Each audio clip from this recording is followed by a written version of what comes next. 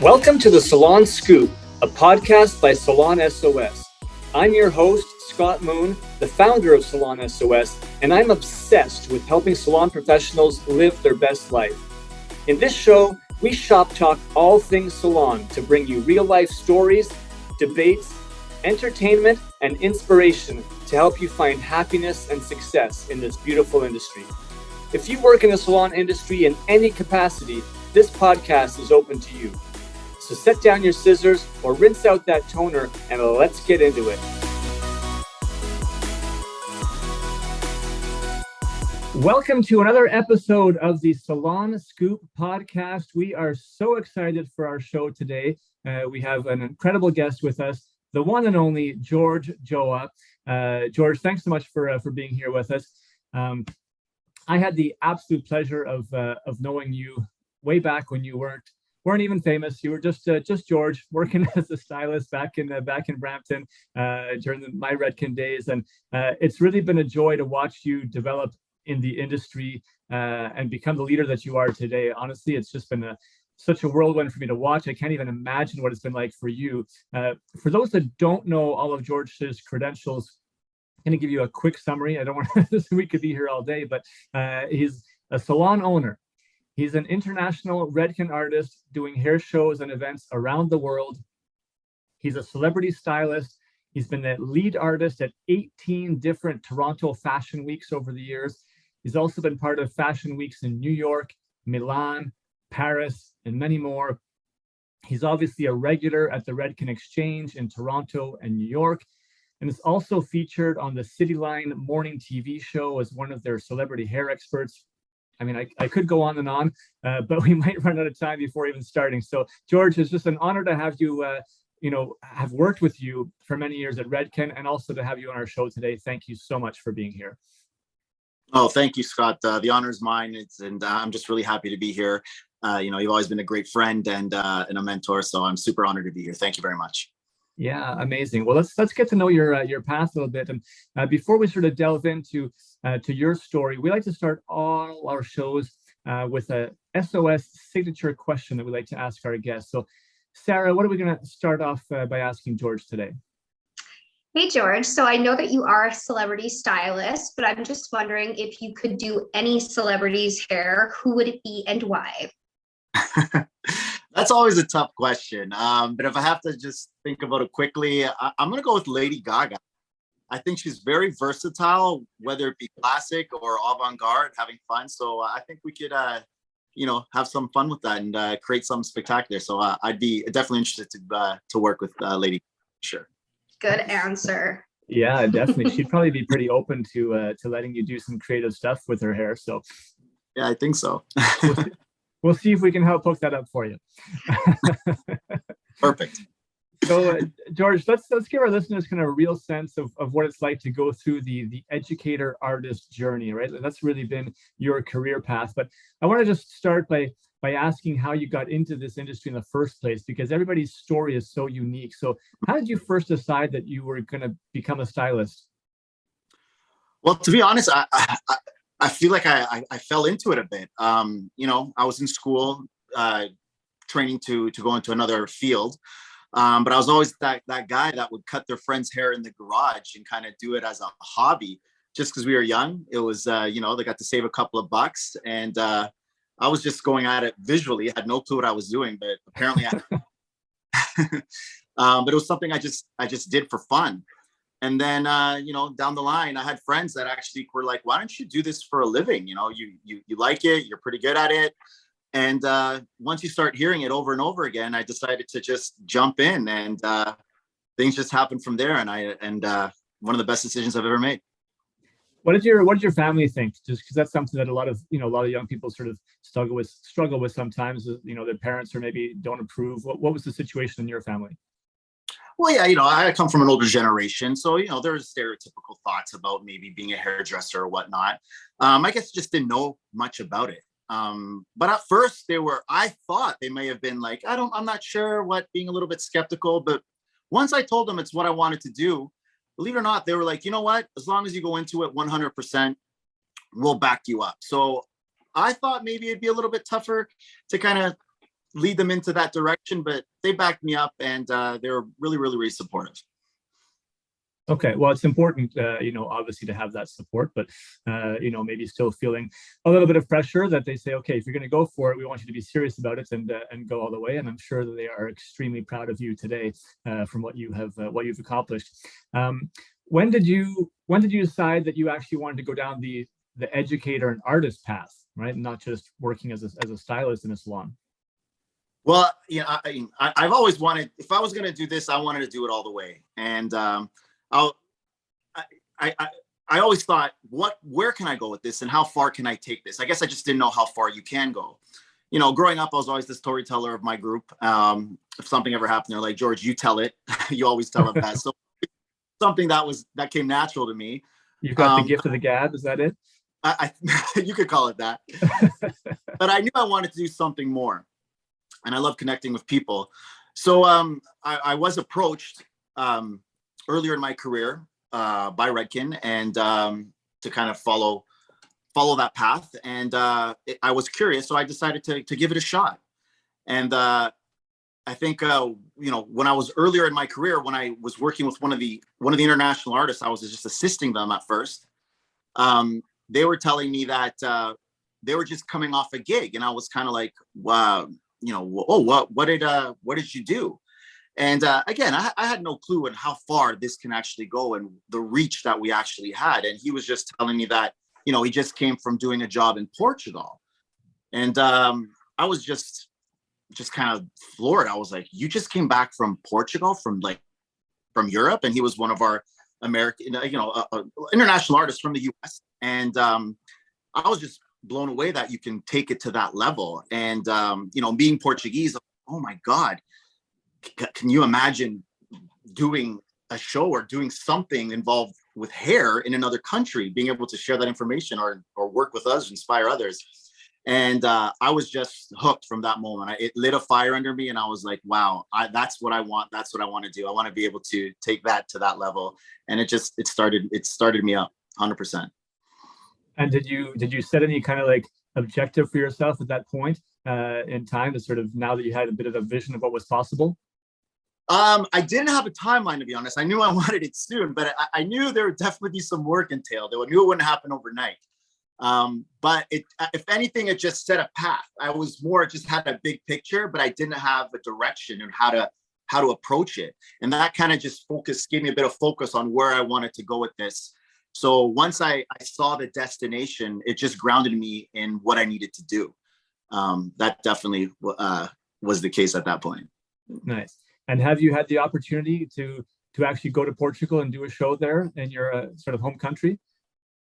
Yes, I've had the honor to be there twice, to do 2 events there, and to teach in Portuguese. And it was definitely, I never thought that would happen. It was quite the experience. And I guess it just kind of became full circle to show my parents that that they never thought.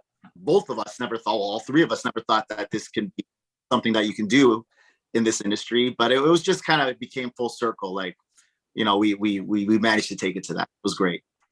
Absolutely. Yeah. Again, that pride must be there, but I can only imagine for you if that was kind of the key trigger where you were first working with, as an assistant to somebody who said they came back from a show in Portugal, and you were like, oh my gosh, this is actually possible. Like, I could go in this kind of career path and have the opportunity to go and do a show internationally, and maybe in Portugal in Portuguese. And the fact you've done it twice already must be almost just surreal. Very much for it. Yeah, very cool. Now, I think that sort of aspect of being an international educator and artist is got a lot of appeal for people, right? And I know based on my years of experience in the industry, a lot of people want to get into the education path because they love the dream of being on stage and the kind of the glitz and the glamour. Why do you believe, having been in it for so long, why do you believe that so many people want to become educators and artists from your perspective? And what do you see? Well, I think it's, seeing the opportunity that's out there. I think a lot of people might like the idea of doing it, of being an artist or being out there and being on that platform. But what a lot of people don't see is that there's a lot of work behind it, and a lot of responsibility.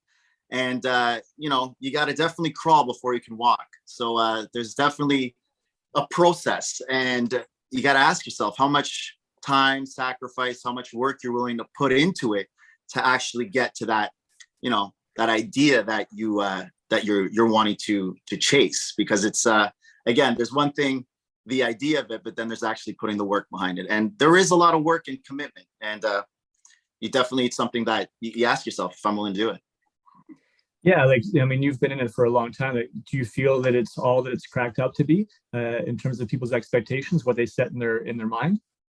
Oh, 100%. It's all about the reward, like, the reward of inspiring others and connecting with others. So to me, being out there, whether it be domestically, internationally, whatnot, when you see someone discover something or figure something out, or, do something that you just never thought they can do, or they just weren't able to achieve in the past, and now they can, it's just amazing to see.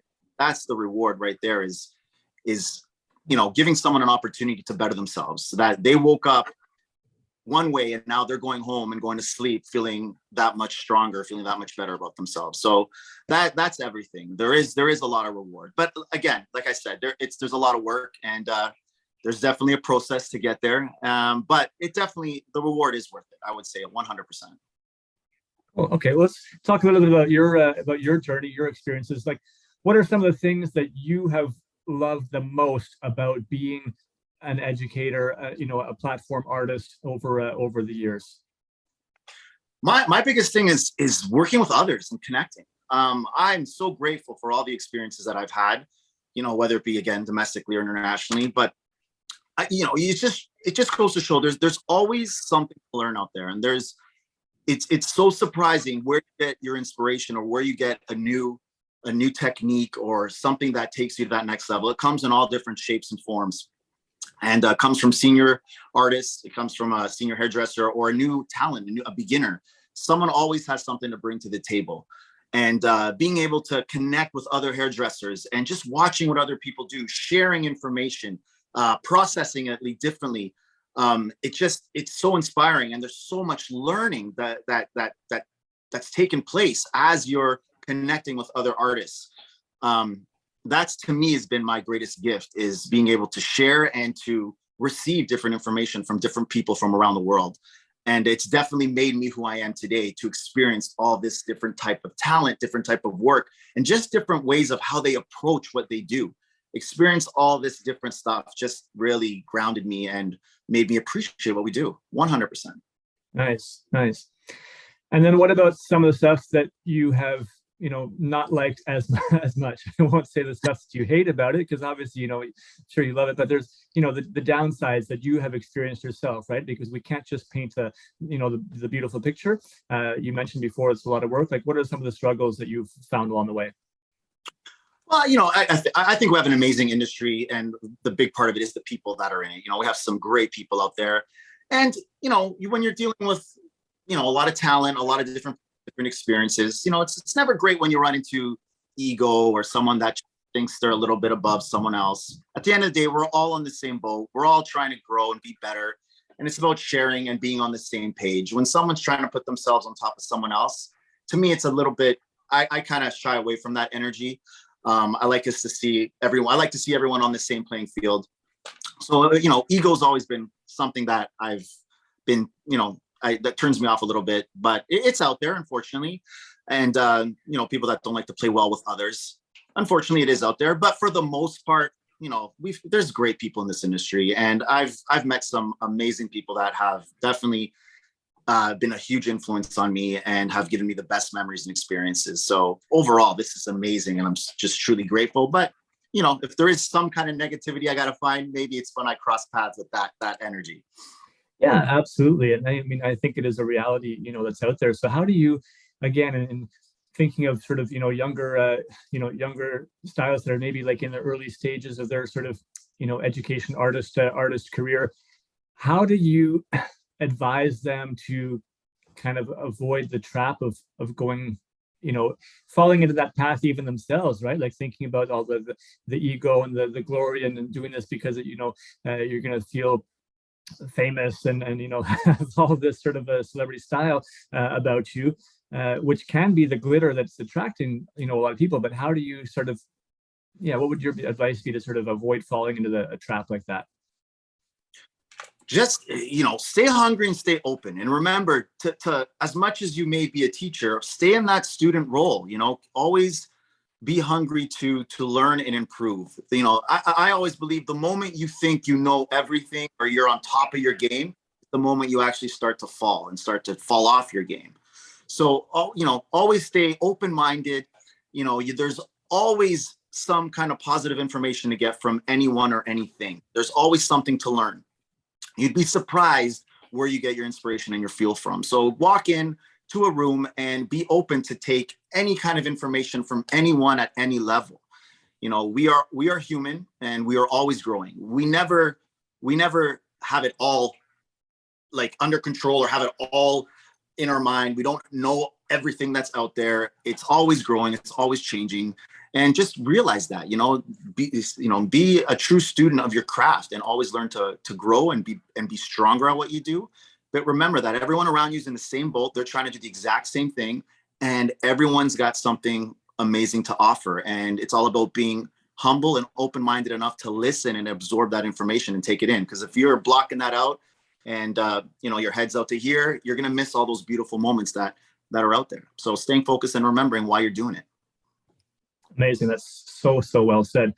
And I know of you, obviously, having been close to you over the years, and I saw early on in your artist career when you weren't at the international level yet, but just doing events in Canada.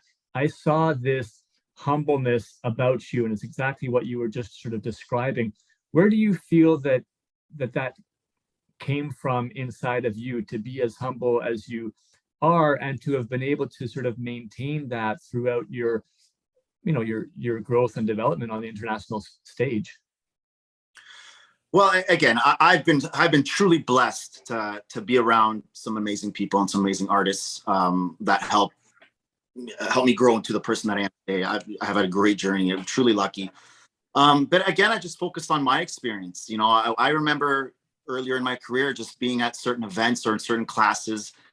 And when there was that certain person in the room that was creating that bad energy, and it's just the way it made me feel, I would close down. I wouldn't want to open up.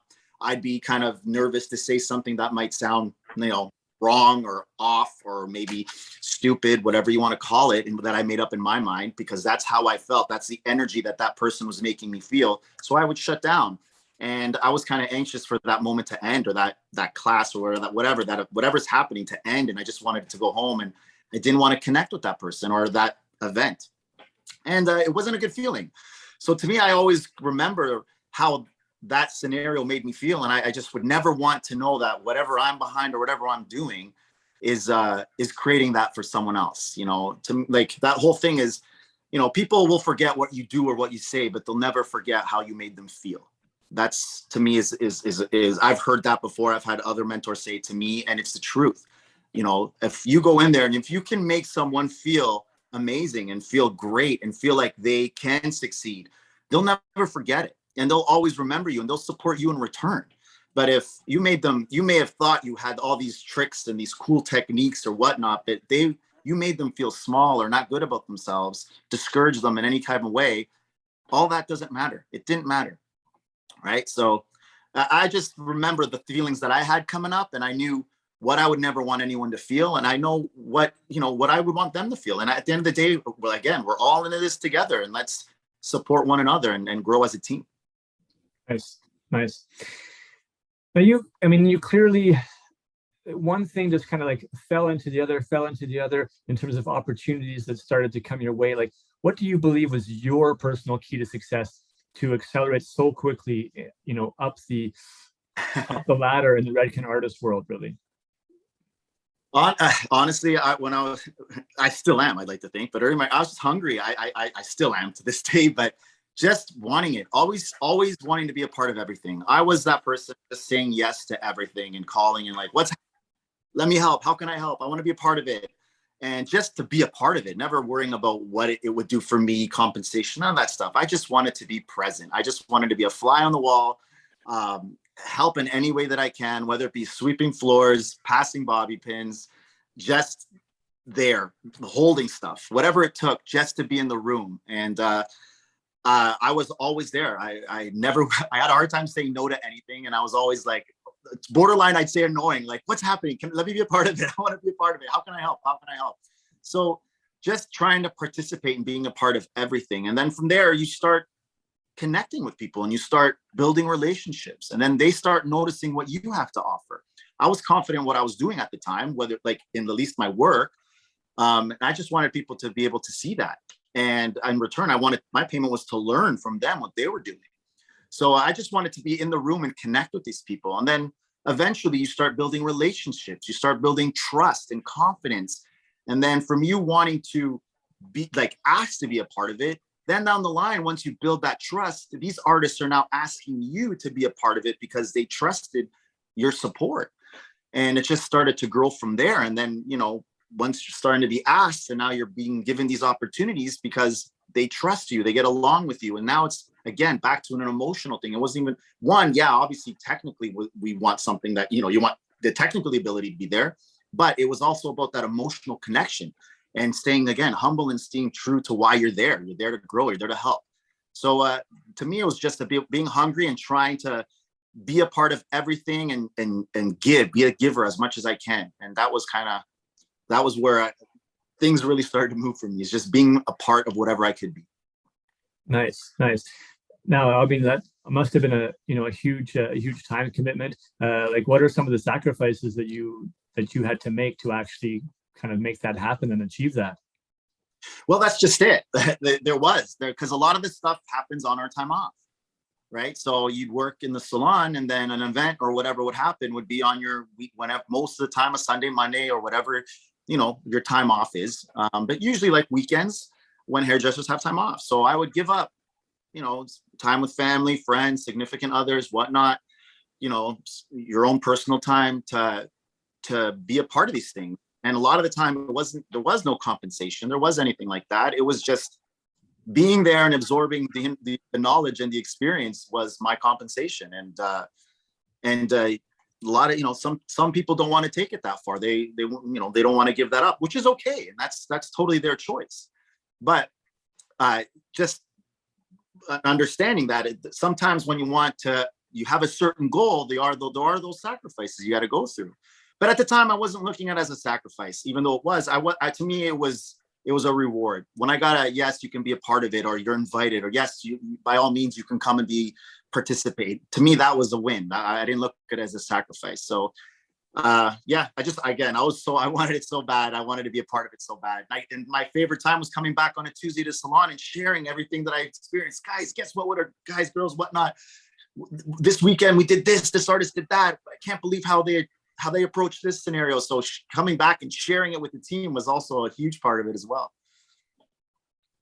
Well, I mean, that probably says something a lot about you. Like, if you didn't see it as a sacrifice, like, that's telling you internally that you're just following your passion, you're following your desires, and that's ultimate happiness, right? When we wake up and we do stuff and we're just doing it because we enjoy it, and then you don't think about the actual hassles, you don't think about the time or the cost necessarily behind it. And a lot of times, you know, whether it's in our industry, right, and looking at this as a very kind of glamorous role, and you look at people like, you know, like yourself now, right, international artists, people look up to you, and other international artists saying, wow, like, you know what, it must be so amazing, I want to be like that. But it's easy to not see all of the hard work, the dedication, the effort, you know, that went into actually getting there. And it's no different from, you know, other industries. If you look at, you know, top, you know, music stars or Hollywood actors, you know, we see them at the top of their game and say, wow, you know what, it must be so amazing that, you know, to be there. But what we don't see is when they were, you know, a young, starving, you know, artist going to Hollywood and sort of, you know, probably, you know, applying to every possible, you know, opportunity to kind of be an extra in the background, and going through all of those sort of trials and tribulations. But that's really what it takes to make it, right? It's that constant determination Mm. of just sort of putting yourself out there, accepting, accepting the no's along the way, but not letting it push you down, and to kind of keep at it and keep being persistent in terms of opening those doors so that you can eventually, start to rise, make the connections as you have, and be asked to be part of more things and sort of grow yourself from there. It's a lot of work, but obviously, as you've shown, there's a ton of reward at the end of the tunnel. So what would you say is kind of one of the keys to being a good support or a good assistant, right? You were saying yes to all these opportunities, but then obviously you had to showcase, yourself. So what's kind of an advice that you would give somebody who's in a support and assistant role today? Yeah, it's definitely lots of stuff you want to look for. It's a great point, Scott. One, do your homework, find out who you're working with, research who they are, what their specialties are, what they're going to be educating. It's all there. I'm sure what the presentation is going to be about. There's some kind of detail to it. So just find out who the person is and what they're all about.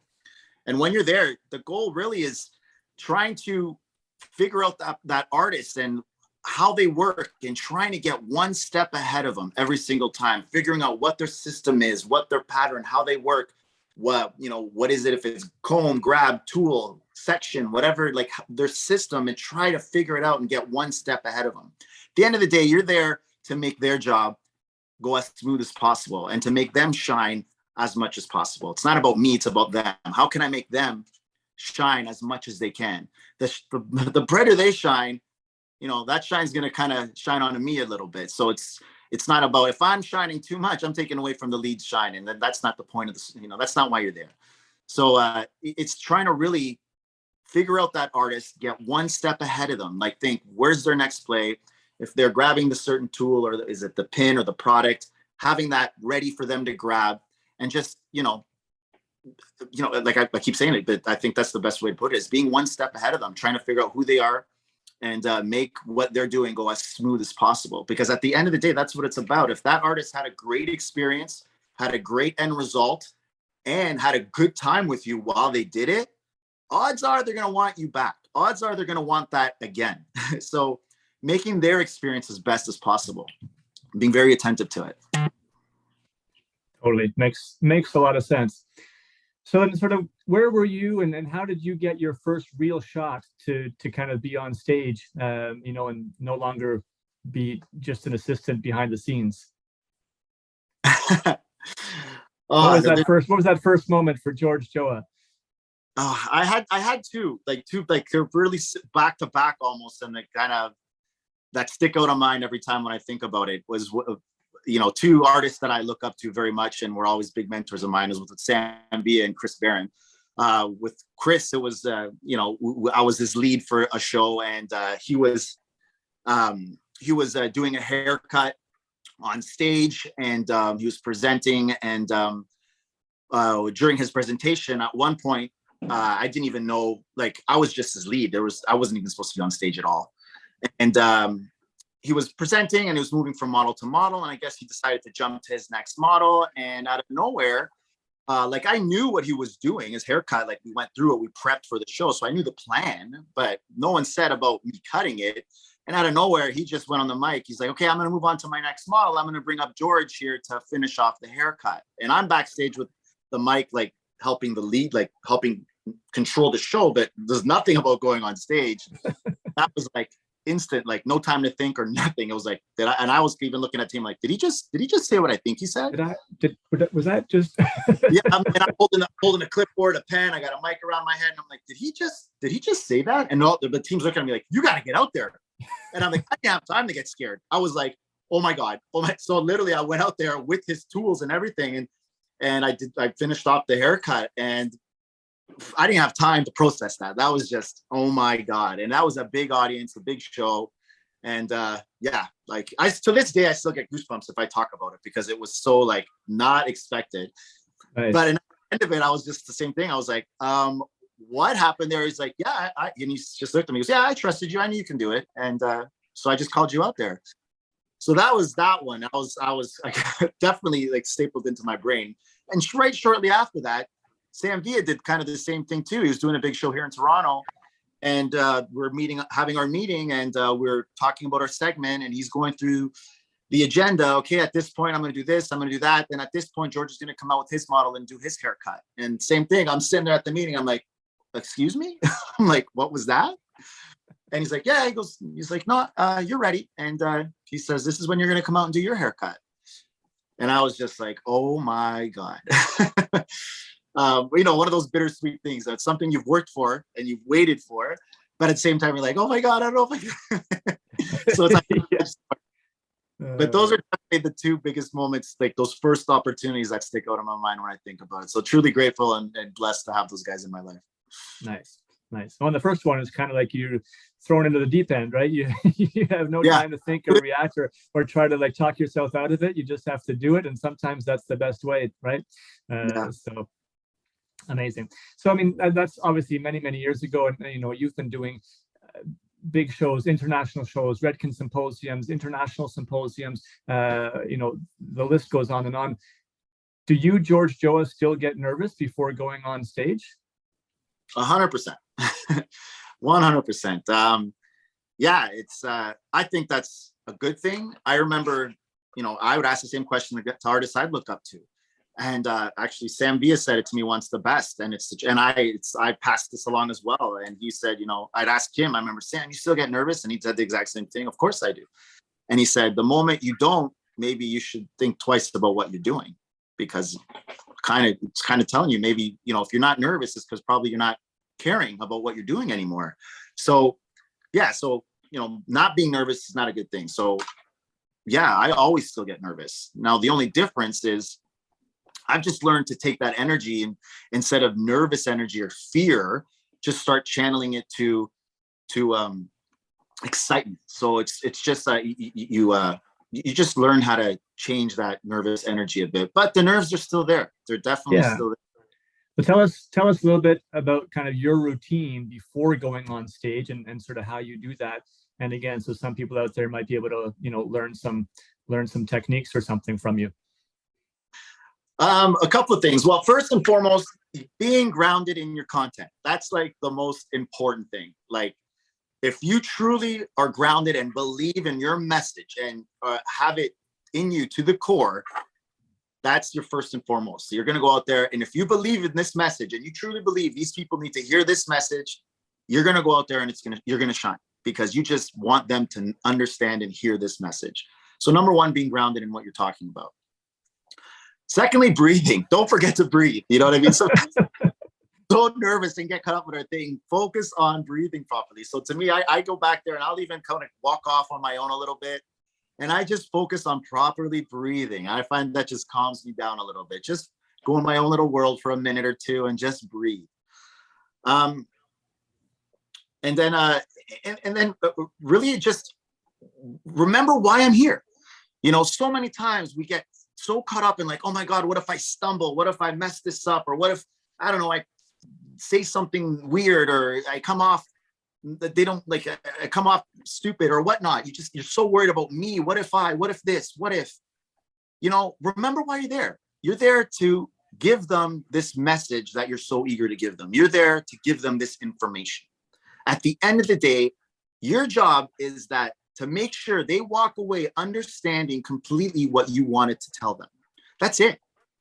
If they get what you're talking about, if they truly anchor it and absorb what you said, you won. You think that was the goal. If I go up there and my jokes were funny, my haircut was beautiful, and I looked the part, but they were still confused and they were like, I don't get it, or there was no point. But if I went up there and I stumbled a couple of times, I dropped the clip, I was confused in what section I was at the time. I mixed up my order, but my message was so clear and they got the point of what I was saying. They got the lesson and they're able to now try it when they leave. That's the win. Guaranteed they'll remember your show as more of a positive than you'll ever think. You're in your head like, if I dropped my clip, oh my God, I can't believe I did this. Oh my God. But yet they went home the next day and they did what you talked about. That was the win. So remembering why you're there and just making sure, make it about them. And again, this is information that like I've always been passed on again by mentors of mine. And, it's about them. It's not about you. It's not. You're there to give them. If you really want them to walk away and remember and really ground themselves in what you're talking about, it doesn't matter what happens up there. So it's really remembering why you're there, and it's making it about them. It's not about us. Whatever happens to us, whatever, as long as they get the message. Nice. I love that. Maintaining perspective at all times is important, no matter what we're doing, really. So now, how do you look at yourself? I mean, I read off your impressive kind of resume, and it was only a very, very snapshot of what you've sort of accomplished over your career. What do you still strive for? Like, what are your future goals professionally? I'm like, again, there's still a lot I want to do. Like I've been very lucky with some great opportunities. Again, I've been surrounded by some amazing people that help like light up the way for me and pass down their information that helped me get to where I've been. I'd still lots of things I want to continue to do and grow. But I think right now it's about, building that next generation and giving back to artists, again, that were like me, that thought that wasn't achievable or that wasn't possible, and being able to provide a path for them, being able to provide a destination. My team, whether it be my team at Salon, whether it be just the industry, hairdressers within, within our circle, and giving them the information and the tools that will help them get to where they want to be. So, if I can share some of my experiences, my stories that I've been through, some of my whatever mistakes or challenges, which you need to go through no matter what, you're never going to go through it clear. But if I can share with it to maybe make their goal come a little bit quicker or a little bit easier, I would love that. So, giving back and creating a whole new of artists that are hungry and want to go out there and come off in a positive way. So it's just giving back and bringing up some some great artists, because they're out there and their kids are hungry. Kids, adults, whatever, at what age you start this journey. The opportunity is there, and I think it's just guidance. Is how can you get there? I know with me, I was hungry, but I didn't know where I wanted to put this energy. I was just kind of jumping in at everything.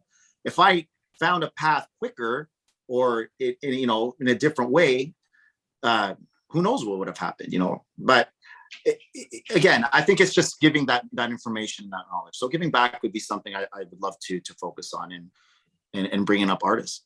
Amazing. Well, I mean, I can say, knowing you for all these years, that you're, a very inspirational person, and our industry would be very, very well served if there were more people that kind of came in, to the education artist world with your mentality, with your attitude, with your humbleness, with your, just your desire to be, giving, it's about the audience all the time. I think that we would be very, very well served. So keep doing what you're doing, buddy.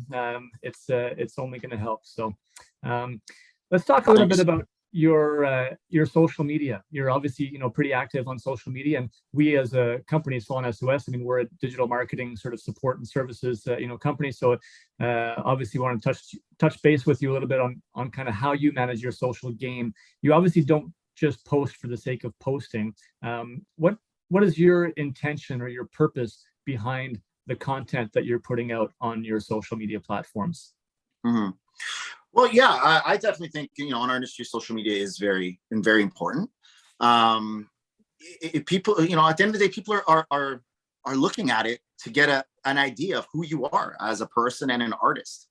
And when I post, I do post with intention. It's to share some of the stuff that I've been up to give people an idea of who I am and what I'm about, what my flavor is, what my taste is, what interests me, what I love to share with others. Has it brought opportunity to the table? 100%. I think it's definitely, like a portfolio online. People look at it to, if they're looking for someone to do something for them, or a certain job or a certain task, a lot of people will use social media as a reference to guide them to an artist to do that job for them. And I've been approached for many opportunities through my social media. So like it or not, people are using it to see who you are and what you're about. So I How definitely do keep you, that as I'm yeah, posting. like, how do you juggle? Because, you're a stylist behind the chair, from time to time with, actual clients or consumers in your hometown, but you're also uh, an influential educator for, stylists across the world, really. And you have, like you're mentioning, the people who are kind of making the decisions about hiring for shows and whatnot. So who's kind of your target? Who are you posting for the most in your social media? A little bit of everything. I'm posting about me, what inspires me. So like what I'm interested in. Obviously, I'm to the consumer. Like some of the stuff maybe for my everyday consumer might be a little bit because I'm pushing my creative boundaries on my social media. It's like this is what's interesting me. This is what's inspiring me. So Yeah. it's almost and it's I look at it for inspiration for them as well. You know, I mean, it might not be their thing as a consumer, but it just shows kind of what I'm into, and hopefully it will inspire them to bring out creativity in what they want to do. As for a consumer, when it comes to the industry, yeah, it's definitely I love to show what what I'm capable of and what I love to do and what I love to do with others and what I can do for them. One of the greatest things, like I mentioned before, is collaborating with other artists, doing projects with other artists, whether it be hair or whether it be in the fashion world, photography, whatnot.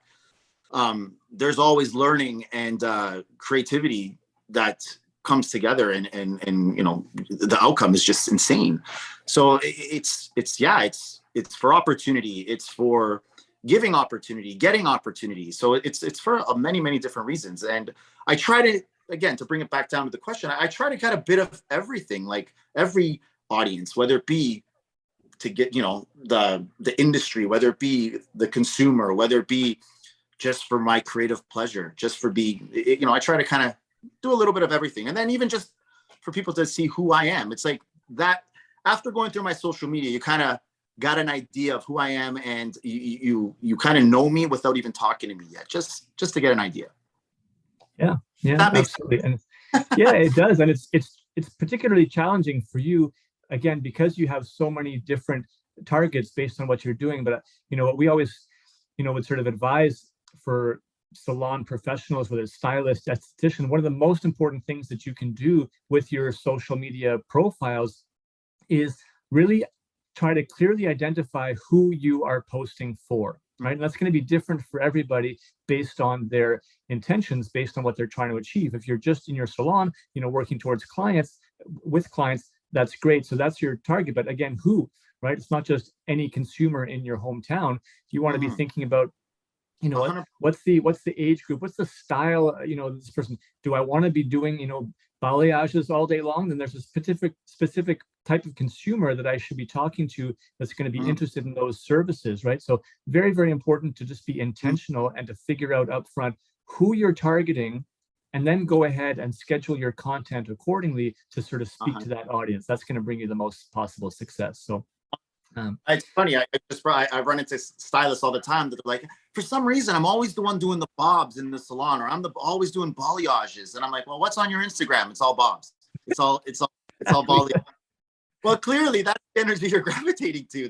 They see that, and that's what you're connecting with. So 100%, what you do put out there, intentionally or unintentionally, that's what you're connecting with.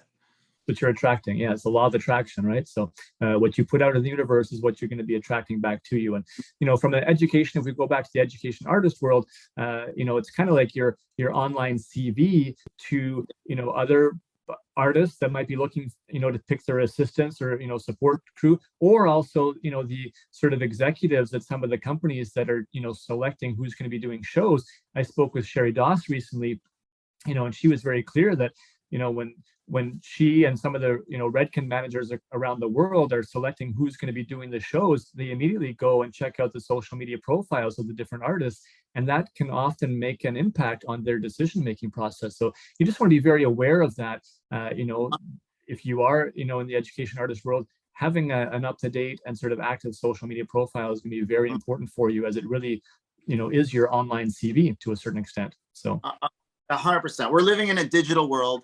And at the end of the day, whether it be a big brand, a client, whatnot, if I'm trying to portray a message, I'm going to look for the people that are telling that message the strongest and the most clear. And it's a part of what we do. We got to jump on board and maximize as much as we can. Nice. Absolutely. Cool. Well, we're running out of time, but I think we've done a lot of great stuff here. You've shared so much, and we definitely want to finish off here with one last signature question that we like to ask all of our guests, and it's a great way for you to share some insights. Sarah, can you share with George our closing signature question? For sure. So George, what advice would you give your younger self before starting down the artist path? And therefore, what advice would you give to younger stylists today who are considering it? Great questions. To my younger, well, it kind of almost leads to both. I would say my biggest one is don't be afraid to try everything. Just try it, attempt it. You don't know what you like until you do it. And I was that person. If I was afraid of something, I would hesitate to get my hands in it. And sure enough, as down the path, when I did do it, I ended up loving it. And I'm like, man, I wish I did that a lot sooner. So, my biggest advice would be try everything, attempt everything, because you do not know what you might be amazing at and what you might totally fall in love with. So, go out there and try every little aspect that this amazing industry has to offer, because you'd be surprised where it'll take you and where you'll end up, because the person or the artist you think you are might not be the same one that you will be a few years down the line. So mistakes are going to happen. They're great. It's part of the learning. It'll make you stronger. The sooner you go at it, get them out of the way and take them in as wins, the quicker you're going to get to the destination that you want to be at. Love that. Great answer. Seriously. Very good advice. Not surprising whatsoever from Jorge Joao. Your successful career path that you've had. I mean, hey, it's important that people sort of understand and find mentors, right? Find inspiration. You had those yourself when you were sort of up and coming the ranks, and you're definitely an inspiration to new younger educators, artists, younger in terms of experience. Like you said, it can be any age whatsoever. But thank you so much for being here with us today and just for sharing, all this information. I think there's a lot of great insights that can hopefully be very helpful to people who are, going down this path and, have questions internally, externally. It's been an honor to have you on the show. And more importantly, it's an honor for me to call you a friend. George, I've known you for so many years, and I'm so happy that we continue to stay in touch. And I wish you nothing but the absolute best in the continuation of your career and continuing to give back to, to our wonderful industry the way that you do. Thank you so much. Thank you so much, Scott. It was a true honor. Thank you so much. All right. Well, this has been another episode of the Salon Scoop. Thanks for tuning in. Thanks for listening so much. And please share this with somebody in the industry that you feel can benefit from this conversation today. We want to just be putting out information and helping as many people in the industry as possible. So thanks for being with us, and we'll catch you on our next episode. See you next time. Thank you so much for listening to the Salon Scoop podcast. This show is produced by Salon S.O.S, a digital marketing agency by industry professionals for industry professionals. If you want simple and affordable solutions for any of your salon marketing needs, such as websites, client loyalty, Google search rankings, social media, or more, come visit us at salonsos.ca or on Instagram at salon.s.o.s.